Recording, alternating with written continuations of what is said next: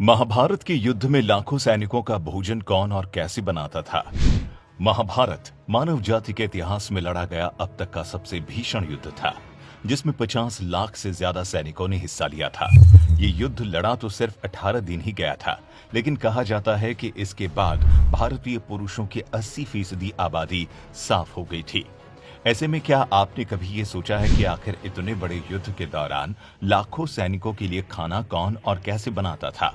और इससे भी बड़ा सवाल ये है कि जब हर रोज असंख्य सैनिक मर रहे थे, तो खाना बनाने वालों को कैसे पहले ही पता चल जाता था कि आज कितने सैनिकों का खाना तैयार करना है?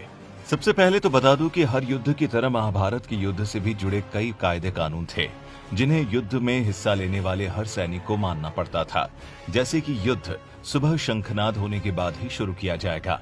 शाम को जब सूर्यास्त होने का समय आता था तो फिर से एक बार शंखनाद होता था, जिसके बाद युद्ध भूमि में खड़ा हर योद्धा अपने अस्त्र शस्त्र वहीं छोड़ देता था। उसके बाद सभी योद्धा खाना खाते थे, आराम करते, साथ ही घायलों का इलाज भी किया करते थे। महाभारत के युद्ध में शायद ही उस वक्त कोई ऐसा राजा था जिसने युद्ध में हिस्सा ना लिया हो।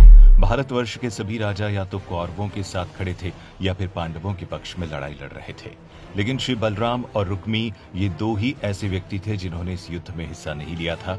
उनके अलावा एक राज्य ऐसा था जो युद्ध क्षेत्र में होते हुए भी इस युद्ध से दूर था, और वो था दक्षिण का राज्य उडुपी।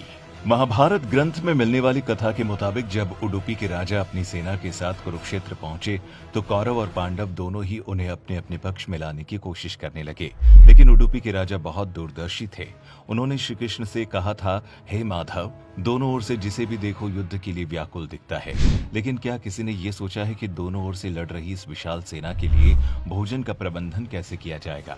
तब इस पर श्री कृष्ण ने कहा, महाराज, आपने बिल्कुल सही सोचा है, आपके पास इसकी कोई योजना है तो बताएं। इस पर उडुपी नरेश ने कहा, वासुदेव, सच तो ये है कि भाइयों के बीच हो रहे युद्ध को मैं सही नहीं मानता, इसीलिए इस युद्ध में हिस्सा लेने की मेरी कोई इच्छा नहीं है, लेकिन ये युद्ध अब टाला भी नहीं जा सकता। इसी वजह से मेरी ये इच्छा है कि मैं अपनी पूरी सेना के साथ यहाँ मौजूद सेना के लिए भोजन का प्रबंध करूं।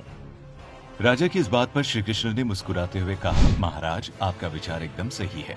इस युद्ध में लगभग 50 लाख योद्धा हिस्सा ले रहे हैं। अगर आप जैसा राजा उनके भोजन के प्रबंधन को देखेगा तो हम सभी उस ओर से निश्चिंत ही रहेंगे।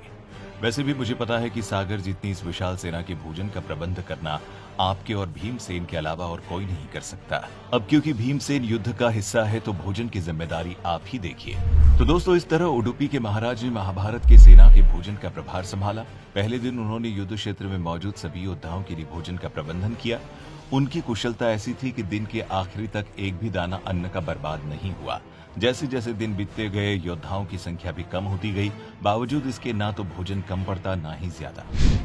दोनों ओर के योद्धा ये देखकर हैरान हो जाते कि दिन के आखिर तक उडुपी नरेश सिर्फ उतने ही सैनिकों का भोजन बनवाते थे जितने युद्ध के बाद जीवित होते थे। किसी को समझ नहीं आ रहा था कि आखिर उन्हें ये कैसे पता चल जाता कि आज कितने योद्धाओं की मृत्यु होगी। इतनी विशाल सेना के भोजन का प्रबंध करना अपने आप में ही एक आश्चर्य था, और उस पर भी इस तरह की अन्न का एक दाना भी बर्बाद ना हो, ये तो किसी चमत्कार से कम नहीं था। 18वें दिन बाद जब युद्ध समाप्त हुआ तो युधिष्ठिर का राजाभिषेक किया गया। तब युधिष्ठिर से रहा नहीं गया और उन्होंने उडुपी नरेश से पूछ ही लिया कि महाराज, सब हम लोगों की प्रशंसा कर रहे हैं कि किस तरह हमने कौरवों की सेना को परास्त कर दिया, लेकिन मुझे लगता है कि हम सब में ज्यादा प्रशंसा के पात्र आप हैं, जिन्होंने न सिर्फ इतनी विशाल सेना के लिए भोजन का प्रबंध किया, बल्कि ऐसा प्रबंधन किया कि एक दाना भी अन्न का बर्बाद नहीं हुआ। मैं आपसे इस कुशलता का रहस्य जानना चाहता हूँ। इस पर उडुपी नरेश ने कहा, सम्राट, आपने जो इस युद्ध में विजय पाई उसका श्रेय किसे देंगे? इस सवाल को सुनते ही युधिष्ठिर ने कहा, महाराज, श्री कृष्ण के अलावा इसका श्रेय और किसे दिया जा सकता है? अगर वो ना होते तो कौरवी सेना को हरा पाना असंभव था। तब उडुपी नरेश ने युधिष्ठिर से कहा कि महाराज, आप जिसे मेरा चमत्कार कह रहे हैं वो भी भगवान श्री कृष्ण के प्रताप से ही संभव हुआ है। ये सुनकर वहां उपस्थित सभी लोग आश्चर्यचकित हो गए। तब उडुपी नरेश ने इस रहस्य से पर्दा उठाया और कहा, मैं हर सुबह श्री कृष्ण के शिविर में गिनकर मूंगफली रखता था, जिसे वो हर रात खाया करते थे, और उनके खाने के बाद में दोबारा गिनकर देखता था कि श्री कृष्ण ने कितनी मूंगफली खाई है।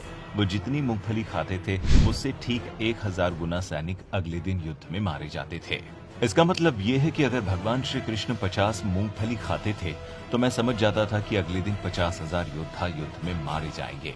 उसी अनुपात में मैं अगले दिन भोजन बनाता था और यही कारण था कि कभी भी भोजन व्यर्थ नहीं हुआ। तो दोस्तों, उम्मीद करता हूं कि आप भी सैनिकों के भोजन बनने का रहस्य समझ चुके होंगे, जो कि श्री कृष्ण के चमत्कार का ही एक छोटा सा हिस्सा भर था।